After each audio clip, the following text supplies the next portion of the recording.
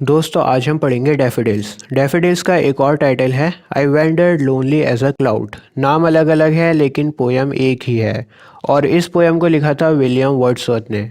दोस्तों ये पोयम एक रियल इंसिडेंट पर बेस्ड है। दरअसल डैफोडिल एक फूल का नाम है जो अभी आपकी स्क्रीन पर आ रहा है येलो कलर का। इस फूल को कहते हैं डैफोडिल। तो होता क्या है 15 अप्रैल 1802 में विलियम वर्ड्सवर्थ अपनी बहन डोरोथी के साथ में जा रहे होते हैं। रास्ते में उन्हें ये फूल दिखता है, डैफोडिल दिखता है उन्हें, और वो उस फूल को निहारने लगते हैं खड़े होकर, बहुत देर तक देखते हैं उस फूल को। और उस पल विलियम वर्ड्सवर्थ डिसाइड करते हैं कि वो डैफोडिल के ऊपर एक पोएम को लिखेंगे। इसके बाद 1804 से 1807 के बीच में इस पोएम को लिखा गया था। ठीक है, पोएट ने डिसाइड किया था 1802 में कि वो डैफोडिल के ऊपर पोएम लिखेंगे और फिर 1804 से 1807 के बीच में इस पोएम को लिखा गया था। बहुत खूबसूरत पोएम है दोस्तों, आई होप आपको पसंद आएगी और मैं आपको इजी लैंग्वेज में इसको समझाऊंगा लाइन बाय लाइन। चलिए शुरू करते हैं। I wandered lonely as a cloud. Wordsworth कहते हैं कि मैं अकेला घूम रहा था बादल की तरह। वेंडर का मतलब होता है भटकना या फिर घूमना। तो जिस तरह से बादल इधर से उधर घूमता रहता है, भटकता रहता है, उसी तरह से मैं भी घूम रहा था। That floats on high over valleys and hills. और मैं अकेला घाटियों और पहाड़ियों पर घूम रहा था। When all at once I saw a crowd। घाटियों और पहाड़ियों पर घूमते घूमते अचानक से मेरी नज़र एक भीड़ पर पड़ी। A host of golden daffodils. मैंने एक झुंड देखा गोल्डन डैफोडिल्स का, बहुत सारे सुनहरे रंग के डैफोडिल्स मैंने देखे।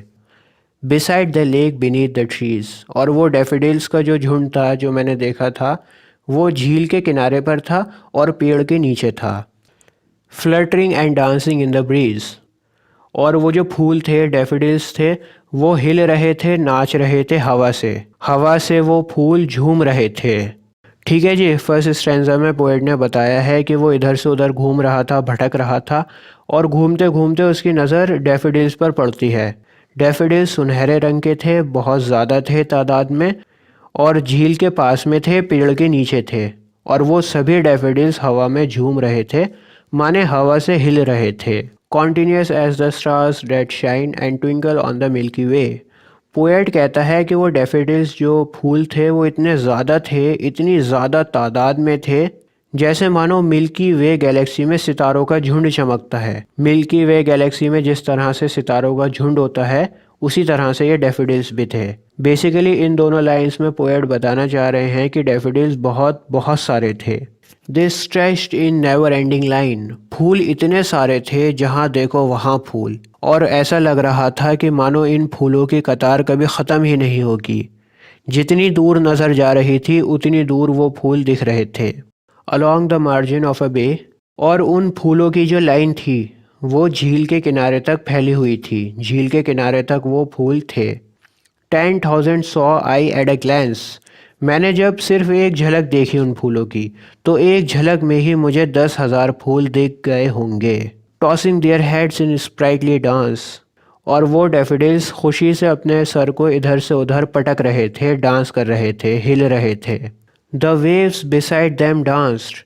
पोएट यहाँ पर कहता है कि झील का जो पानी था, जो लहरें थीं, वो भी नाच रही थीं। फूल तो नाच ही रहे थे लेकिन फूल के साथ साथ जो लहरें थीं वो भी नाच रही थीं। But they outdid the sparkling waves in Glee.